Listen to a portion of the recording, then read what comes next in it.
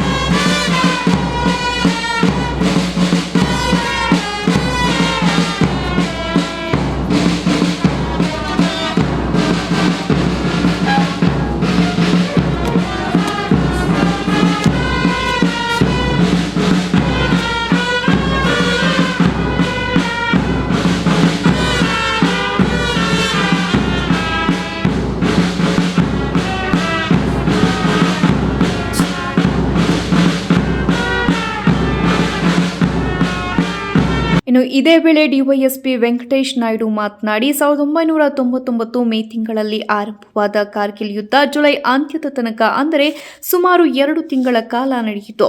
ಈ ಯುದ್ಧದಲ್ಲಿ ಭಾರತೀಯ ಸೇನೆ ವಿಜಯ ಸಾಧಿಸಿತು. ಈ ಯುದ್ಧದಲ್ಲಿ ಅನೇಕ ವೀರ ಯೋಧರು ಹುತಾತ್ಮರಾದರು. ಕಾರ್ಗಿಲ್ ವಿಜಯ್ ದಿವಸವನ್ನ ಪ್ರತಿ ಜುಲೈ 26ರಂದು ಆಚರಣೆ ಮಾಡಲಾಗುತ್ತದೆ. ಭಾರತೀಯರಿಗೆ ಇಂದು ಎಂದೂ ಮರೆಯದ ಮತ್ತು ಮರೆಯದ ಅವಿಸ್ಮರಣೀಯ ದಿನಗಳಲ್ಲಿ ಜುಲೈ 26 ಕೂಡ ಒಂದು.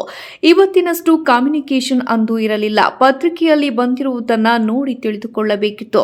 ಕಾರ್ಗಿಲ್ ಯುದ್ಧ ಭಾರತೀಯ ಪ್ರತಿಯೊಬ್ಬ ಪ್ರಜೆಯ ಮನಸ್ಸಿನಲ್ಲಿ ಅಚ್ಚಳಿಯದೆ ಉಳಿದಿದೆ. ಜಮ್ಮು ಕಾಶ್ಮೀರದ ಕಾರ್ಗಿಲ್ನಲ್ಲಿ ನಡೆದ ಈ ಯುದ್ಧದಲ್ಲಿ ಪಾಕಿಸ್ತಾನವನ್ನ ನಮ್ಮ ಭಾರತದ ವೀರ ಯೋಧರು ಸದೆಬಡೆದು ಅವರು ಆಕ್ರಮಿಸಿಕೊಂಡಿದ್ದಂತಹ ಜಾಗವನ್ನ ವಶಕ್ಕೆ ಪಡೆದ ದಿನವಾಗಿದೆ ಎಂದರು. ನಮ್ಮ ಯೋಧರು ತಮ್ಮ ಜೀವನವನ್ನ ಬಲಿದಾನ ಮಾಡಿ ನಮ್ಮನ್ನು ಕಾಪಾಡಿದ್ದಾರೆ. ಈ ದಿನವನ್ನ ಮರೆಯಲು ಸಾಧ್ಯವಿಲ್ಲ ಎಂದು ಡಿವೈಎಸ್ಪಿ ವೆಂಕಟೇಶ್ ನಾಯ್ಡು ತಿಳಿಸಿದರು. ನೋಡ್ತಾ ಇದ್ದೀರಾ, ಯುದ್ಧ ನಡೀತಾ ಇದ್ದಿದ್ದು ಆ ಒಂದಿದ್ದು ಯಾವ ಲೆವೆಲ್ ಎಮರ್ಜೆನ್ಸಿ ಬೇಕಿದ್ರೆ ಡಿಕ್ಲೇರ್ ಆಗ್ಬೋದು ಅನ್ನೋ ಲೆಕ್ಕದಲ್ಲಿ ಇದ್ವಿ. ಅದನ್ನೇ ನಮ್ಮ ಪರಮೇಶ್ ಸಾಹೇಬ್ರ ಜೊತೆ ನಾನು ಮಾತಾಡ್ತಾ ಇದ್ದೆ. ಅವಾಗ ನನ್ನ ಬ್ಯಾಚ್ಮೇಟ್ ಕಾದರ್ ಅಂತೇಳಿ ಅವರು ಅಡಿಷನಲ್ SP ತುಮಕೂರಿದ್ದಾರೆ. ಇನ್ ಕೇಸ್ ಪೊಲೀಸಿಂದಲೂ ಕರಿಬೋದು ಅಂತ ಎಕ್ಸ್ಪೆಕ್ಟೇಷನ್ ಇತ್ತು ನಮಗೆ, ಏಕೆಂದರೆ ಇದು ಮೇಜರ್ ವಾರ್ ಆಗಿ ಟರ್ನ್ ಆಗ್ಬೋದು ಅಂತೇಳಿ. ಹಂಗಾಗಿ ಆವಾಗಲೂ ನಾವು ಕೂಡ ಹೋಗ್ಬೇಕು ಅನ್ನೋ ತೀರ್ಮಾನಕ್ಕೆ ಬಂದಿದ್ವಿ. ಈ ಥರ ನಮಗೆ ಈ ಒಂದು ಯುದ್ಧದ ಪರಿಚಯ ಆಗಿದ್ದು. ಆದರೆ ಇವತ್ತಿನಷ್ಟು ಕಮ್ಯುನಿಕೇಷನ್ ಅವತ್ತಿರಲಿಲ್ಲ ನಮಗೆ. ಏನು ನಡೀತಾ ಇದೆ ಅಲ್ಲಿ ಅನ್ನೋದು ಅಥವಾ ಟಿ ವಿನಲ್ಲಿ ನೋಡಬೇಕಿತ್ತು, ಇಲ್ಲ ಪ್ರೆಸ್ಸಲ್ಲಿ ಬಂದಿದ್ದು ನೋಡ್ತಾ ಇದ್ವಿ. ಬಹುಶಃ ನಾವೇನೀಗ ಸಿನಿಮಾ ನೋಡ್ತೀವಿ ಈ ಥರ ಅನಿಸಿರ್ತದೆ ನಮಗಷ್ಟೇ. ಆವತ್ತಿನ ಅಲ್ಲಿ ಹೋರಾಡಿ ಅಲ್ಲಿ ಬಲಿದಾನ ಅಥವಾ ಅಲ್ಲಿ ಉಳ್ಕೊಂಡು ಇವತ್ತೆಷ್ಟು ಸಾವಿರಾರು ಜನ ಹ್ಯಾಂಡಿಕ್ಯಾಪ್ಡ್ ಆಗಿ ಇನ್ನೊಂದು ಥರದಲ್ಲಿ ಅವ್ರ ಜೀವ ಮತ್ತು ಅವರ ಒಂದು ಜೀವನವನ್ನು ಈ ದೇಶಕ್ಕೆ ಅವರು ಸಮರ್ಪಣೆ ಮಾಡಿದ್ದಾರೆ. ಆ ಮೂಲಕ ನಾವು ಇವತ್ತೇನು ಅವರ ಒಂದು ಬಲಿದಾನದಿಂದ ಈ ಒಂದು ಒಳ್ಳೆಯ ಜೀವನವನ್ನು ಇಲ್ಲಿ ನಡೆಸ್ತಾ ಇದ್ದೀವಿ ಅಂತೇಳಿ ನಾನಾದರೂ ಅಂದ್ಕೊಳ್ತೀನಿ. ಏಕೆಂದರೆ ಹೊರಗಡೆ ಏನಂದರೆ ಎಕ್ಸ್ಟರ್ನಲ್ ಥ್ರೆಟ್ ಎಲ್ಲಿವರೆಗೂ ಇರ್ತದೋ ಅಲ್ಲಿವರೆಗೂ ಯಾವ ದೇಶ ಕೂಡ ಮುಂದುವರಿಯೋಕ್ಕಾಗಲಿ ಅಥವಾ ನೆಮ್ಮದಿಯಿಂದ ಇರೋಕ್ಕೆ ಸಾಧ್ಯ ಇಲ್ಲ. ನಾವು ನಮ್ಮ ಸುತ್ತಮುತ್ತ ಇರೋ ದೇಶಗಳನ್ನ ಭಾಳ ನೋಡ್ತಾ ಇದ್ದೀವಿ. ಅದು ಯಾವುದೇ ಒಂದು ಧರ್ಮದ ಆಧಾರದ ಮೇಲೆ ಅಥವಾ ಇನ್ನೊಂದರ ಇದ್ರ ಮೇಲೆ ಇರೋಕ್ಕೆ ಸಾಧ್ಯನೇ ಇಲ್ಲ. ಹಾಗಾಗಿ ಈ ದಿವಸ ಈ ಒಂದು ನಮ್ಮ ಒಂದು ಒಳ್ಳೆಯ ಜೀವನ ನಡೆಸೋದಕ್ಕೆ ಏನು ತಮ್ಮನ್ನು ತಾವು ಸಮರ್ಪಣೆ ಮಾಡಿಕೊಂಡ್ರು ಆ ಒಂದು ಎಲ್ಲ ಇವರಿಗೂ ಕೂಡ ನಾನು ನನ್ನ ವೈಯಕ್ತಿಕವಾಗಿ ಮತ್ತು ನಮ್ಮ ಇಲಾಖೆ ಪರವಾಗಿ ಹೃತ್ಪೂರ್ವಕವಾದ ನಮನಗಳನ್ನು ಅರ್ಪಿಸ್ತೇನೆ. ನಮಸ್ಕಾರ. ನಂತರ ಕರ್ನಲ್ ನಟೇಶ್ ಮಾತನಾಡಿದರು. ಆಕ್ಚುಲಿ ವಿತಿನ್ ನಮ್ಮ ದೇಶದ ಒಳಗಡೆನೆ ಅವರು ವಿಂಟರ್ ಸೆಷನ್ನಲ್ಲಿ ಇನ್ಕರ್ಷನ್ ಮಾಡಿ ಒಳಗಡೆ ಕೂತಿದ್ರು.